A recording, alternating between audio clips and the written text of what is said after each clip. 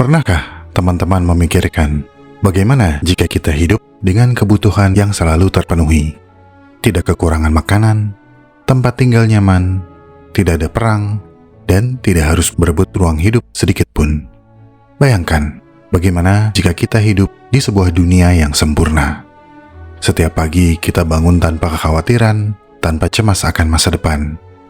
Anak-anak berlari di halaman lapang penuh pangan, orang dewasa bersantai di rumah yang aman, dan masyarakat hidup ideal dalam ketenangan. Tidak ada keributan, tidak ada rebutan, tidak ada keterbatasan. Indah, namun terasa mustahil. Karena ketika semua hambatan dalam hidup dihilangkan, kita justru akan kehilangan sesuatu yang lain yang jauh lebih besar.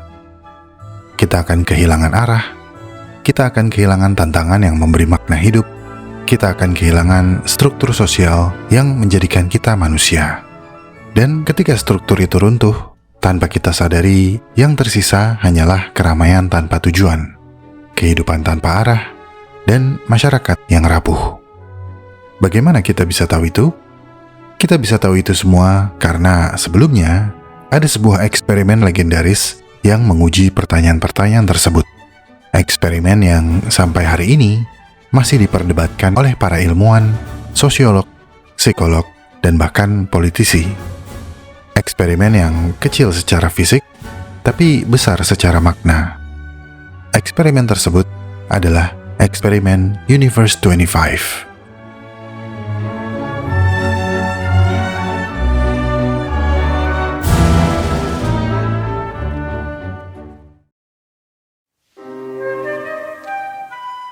Pada tahun 1960-an hingga awal 1970-an, dunia sedang dipenuhi ketakutan akan ledakan populasi. Ada beberapa buku seperti The Population Bomb yang telah memprediksi kehancuran peradaban karena manusia akan kehabisan ruang dan makanan. Nah, di tengah kecemasan global itu, muncullah seorang etolog Amerika bernama John B. Calhoun. Pak Calhoun adalah pemikir radikal yang ingin memahami apa yang sebenarnya membuat sebuah masyarakat bertahan. Apakah hanya makanan? Apakah ruang? Apakah energi? Atau apakah ada sesuatu yang lebih halus? Sesuatu yang tidak terlihat? Dan tanpa sesuatu tersebut, kehidupan sosial bisa hancur. Untuk menemukan jawabannya, Pak Calhoun melakukan serangkaian eksperimen yang menempatkan populasi tikus dalam beberapa kondisi. Setiap eksperimen ia sebut sebagai universe, untuk menggambarkan bahwa ruang tertutup yang ia ciptakan dalam eksperimennya adalah sebuah dunia kecil yang lengkap. Dunia dengan hukum sosialnya sendiri, dinamika populasi sendiri, struktur wilayah sendiri, dan siklus populasi yang bisa ia amati. Sebuah utopia. Dan di dalam utopia ciptaannya, Pak Calhoun seperti sedang mengamati sebuah peradaban mini. Waktu demi waktu berjalan. Pak Calhoun sudah melakukan banyak eksperimen, mulai dari Universe 1, Universe 2, Universe 3, hingga Universe 24. Semua eksperimen selalu mengarah ke pola akhir yang serupa, yaitu ketika populasi menjadi terlalu padat, perilaku populasi tikus hancur. Namun, ketika ia melakukan eksperimen ke-25, Pak Calhoun merasa semua hal yang ia pelajari di eksperimen sebelumnya memuncak dalam satu demonstrasi yang paling dramatis. Populasi meroket, konflik sosial meningkat, perilaku normal runtuh, stres meluas, reproduksi berhenti, dan akhirnya kepunahan. Utopia menjadi distopia, surga menjadi neraka. Oleh karena itu, eksperimen ke-25 inilah yang kemudian menjadi eksperimen yang paling terkenal di seluruh dunia, Universe 25, yang sangat melekat karena dianggap sebagai representasi paling jelas dari tesis Pak Calhoun tentang behavioral sink dan keruntuhan sosial akibat overpopulation atau populasi berlebih. Singkatnya, Universe 25 menjadi eksperimen yang paling lengkap, paling ekstrim, dan paling mencengangkan. Jadi, sebutan Universe 25 bukan metafora puitis dengan makna berlapis, tapi sekadar penanda teknis dari perjalanan riset panjang yang dilakukan oleh John B. Calhoun. Tapi, mengapa eksperimen ini kemudian digambarkan banyak orang sebagai cermin kecil yang memantulkan sisi gelap peradaban?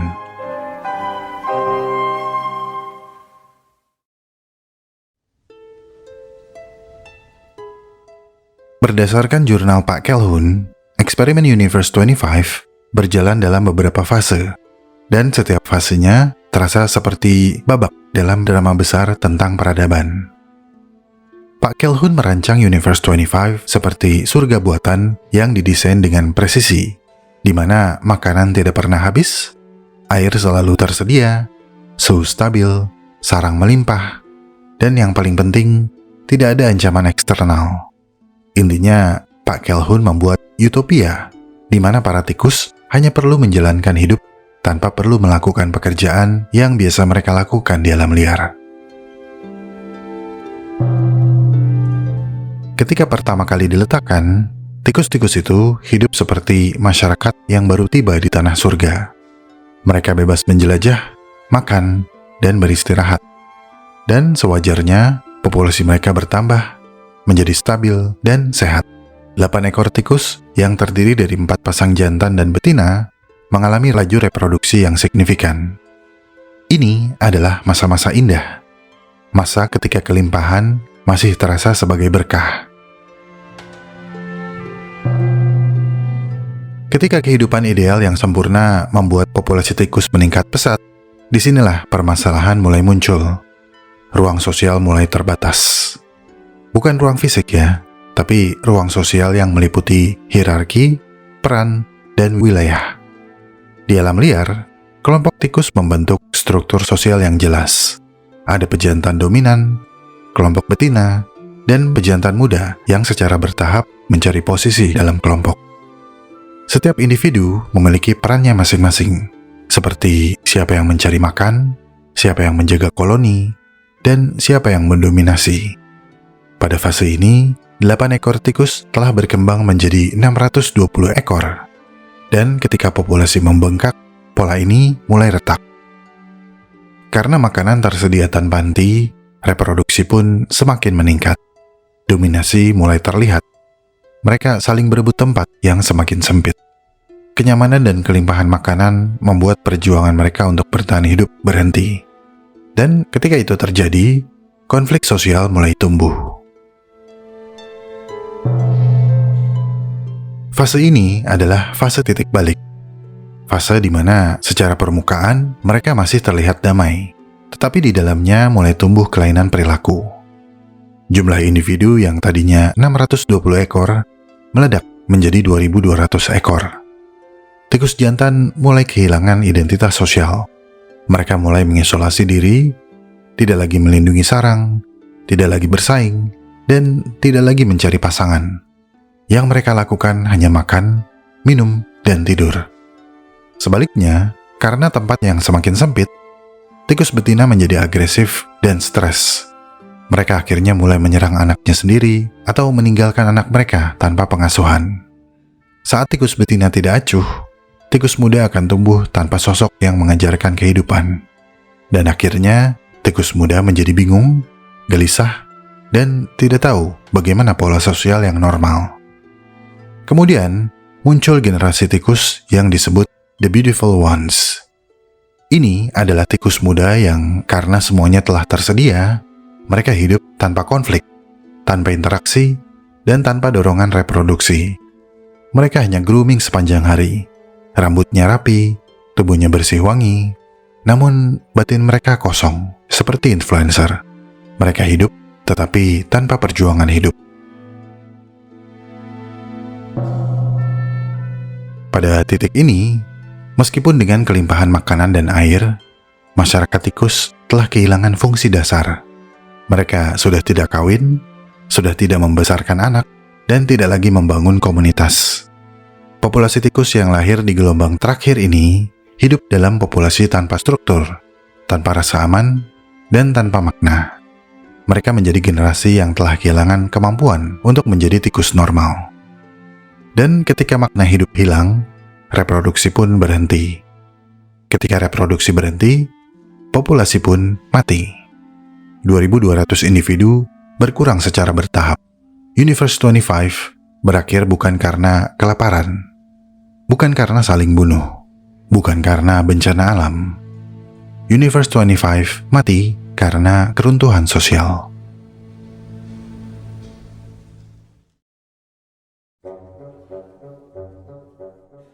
Universe 25 adalah sebuah topik yang telah dibahas berkali-kali di banyak platform. Namun, ketika meriset tentang Universe 25, ada satu hal yang saya sadari. Selain tentang populasi berlebih, Universe 25 juga tentang wawas diri. Sebuah konteks memeriksa atau mengoreksi diri secara jujur dari apa yang dilihat, dirasakan, dan dilakukan. Mungkin ini akan terdengar cocok logi, tapi saya rasa Indonesia ibarat Universe 25 versi raksasa. Sebuah negeri yang terlalu kaya untuk ukuran sebuah negara. Terlalu subur untuk akar-akar pohon dari biji yang tidak sengaja jatuh ke tanah. Sebuah negeri yang disanjung kus-plus dalam bait sederhana. Tongkat kayu dan batu jadi tanaman. Ini bukan sekadar metafora, tapi juga kenyataan yang masih bisa kita saksikan sendiri saat ini. Tanah negeri ini bisa menumbuhkan apa aja. Tanah yang pasti menghidupi. Namun, justru disitulah letak paradoksnya. Ketika kita hidup di negeri yang begitu murah hati, kita mudah lupa bahwa kelimpahan tidak pernah benar-benar abadi. Kita tumbuh dengan keyakinan bahwa tanah akan selalu menyediakan, bahwa hutan akan kembali hijau, sungai akan tetap mengalir, dan laut akan selalu penuh ikan. Kita sering menganggap Indonesia sebagai negara yang besar, sebagai ruang tanpa batas. Padahal batas itu ada, hanya saja tertutup oleh kesuburan yang menipu pandangan. Kondisi ini terasa sangat mirip dengan Universe 25. Kondisi di mana tikus-tikus hidup dalam dunia yang sempurna, tapi justru karena terlalu sempurna, mereka kehilangan rasa urgensi. Mereka tidak lagi merasa perlu berjuang, tidak perlu membangun struktur sosial yang kokoh, tidak perlu melakukan dan mempertahankan peran masing-masing. Kelimpahan membuat mereka lengah, dan kelengahan mempercepat keruntuhan. Begitu pula dengan Indonesia. Kita memang tidak hidup di ruang kecil seperti kandang tikusnya Pak Calhoun, tapi struktur sosial kita memiliki batas. Batas yang ditentukan oleh bagaimana cara kita mengelola ruang dan sumber daya. Kota-kota semakin padat, tapi kedekatan sosial semakin menipis. Dulu tetangga adalah keluarga kedua. Kini, banyak orang bahkan nggak kenal tetangga sebelah. Ruang fisik semakin sesak, tapi ruang sosial semakin kosong. Sementara itu, desa-desa yang dulu menjadi pusat kebersamaan dan gotong royong mulai kehilangan pondasinya ketika generasi muda memilih pergi, meninggalkan tanah kelahiran mereka untuk mencari kehidupan yang dianggap lebih stabil di kota. Mereka datang ke kota membawa harapan, namun seringkali malah menemukan realitas yang menyesakkan. Biaya hidup yang mahal, ringkihnya komunitas, dan tekanan kompetisi yang tidak pernah berhenti. Ini adalah kondisi yang sama seperti yang dialami oleh populasi tikus dalam Universe 25. Meski kenyamanan dan makanan tak terbatas, tikus-tikus ini berdesakan di ruang sosial yang sempit. Sangat mirip dengan kondisi generasi muda Indonesia saat ini. Mereka kini merasakan kepadatan yang bukan hanya fisik, tapi juga emosional dan eksistensial. Di sisi lain, kelimpahan alam menciptakan rasa aman yang semu. Banyak orang berpikir, hutan kita kan luas, apa salahnya menebang sedikit? Atau tanah ini kan subur, nanti juga tumbuh lagi. Atau sawit kan juga pohon, jangan takut akan deforestasi. Nah, pola inilah yang diamati oleh Pak Calhoun. Ketika seseorang merasa sumber daya tak terbatas, mereka berhenti menjaga sistem yang mempertahankan keseimbangannya. Seperti tikus di Universe 25 yang berhenti mempertahankan wilayahnya, berhenti merawat anaknya, berhenti memedulikan struktur sosial. Populasi mereka bukan runtuh karena kelaparan, tapi karena hilangnya kepedulian. Itulah mengapa saya merasa paradoks yang sama juga terjadi di Indonesia. Negeri yang kaya ini justru menjadi rawan bencana, bukan karena alamnya yang keras, tapi karena manusianya yang terlalu percaya diri. Sungai yang dulu jernih menjadi keruh karena limbah dan sampah. Pantai yang dulunya tenang berubah menjadi gersang karena erosi.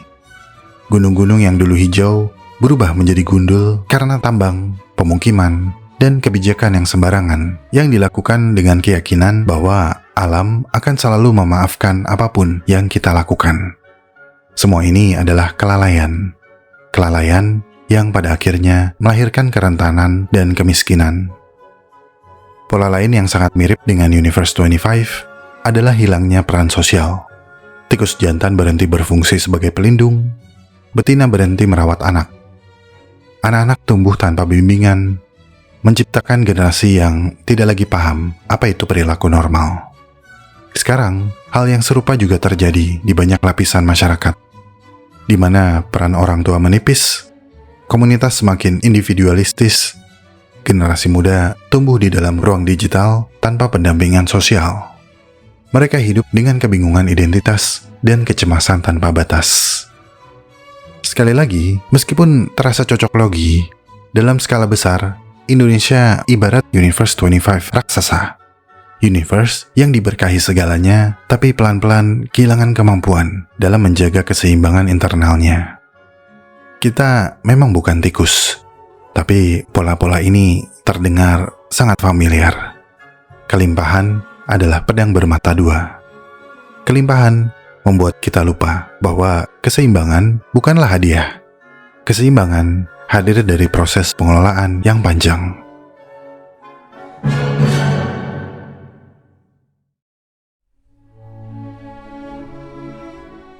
Indonesia dan Universe 25 seperti saling bercermin.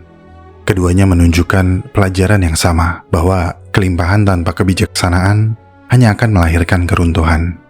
Bahwa ruang luas tidak menjamin ketahanan sosial jika struktur yang menopangnya rapuh. Dan bahwa tanah yang subur bisa menjadi sumber masalah jika manusia tidak tahu bagaimana cara merawatnya. Dan seperti Universe 25, ancaman terbesar bukan datang dari luar, melainkan dari dalam, dari struktur sosial yang melemah, dari rasa tanggung jawab yang menipis, dan dari keyakinan keliru bahwa alam akan selamanya menutupi kesalahan kita. Beberapa minggu terakhir, Indonesia kembali terendam banjir. Dari kota-kota besar yang katanya modern, sampai desa-desa yang dulunya hijau. Banjir datang membawa lumpur, menghancurkan rumah, dan merenggut nyawa. Tapi akar masalahnya bukan sekedar hujan. Akar masalahnya lebih sunyi dan lebih manusiawi. Penebangan liar, ekspansi perkebunan, pembangunan tanpa kajian, menjadikan tanah kehilangan pengikat alami. Seperti tikus di Universe 25 yang tidak lagi menjaga ruang hidupnya, kita pun lupa menjaga tanah yang menopang hidup kita. Pada titik ini, pelajaran dari Universe 25 terasa sangat dekat. Kelimpahan tanpa pengelolaan bukanlah berkah, melainkan awal kehancuran. Bukan kekurangan yang membunuh peradaban, tapi hilangnya struktur dan tanggung jawab sosial. Universe 25 memang adalah eksperimen tentang tikus, tapi ia adalah peringatan bagi manusia. Jika populasi tikus bisa hancur dalam surga kecil, populasi manusia pun bisa runtuh di tanah kaya yang tidak dijaga. Jadi pertanyaannya sekarang bukan lagi mengapa kita begitu peduli untuk mengembalikan ekosistem awal, melainkan apakah kita akan mengulangi nasib yang sama dengan para tikus di Universe 25? Atau apakah kita akan memilih untuk sadar sebelum semuanya terlambat?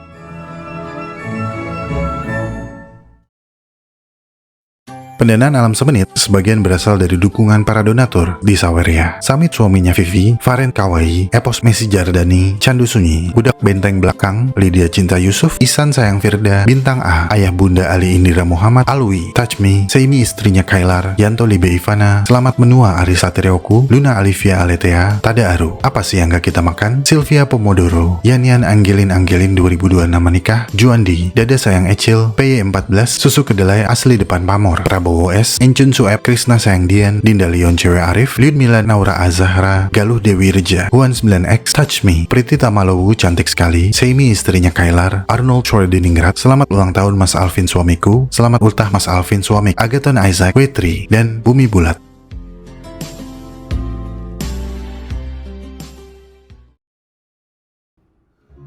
Terima kasih telah menonton sampai menit ini. Saya sangat-sangat menghargai segala dukungan yang teman-teman berikan kepada Alam Semenit.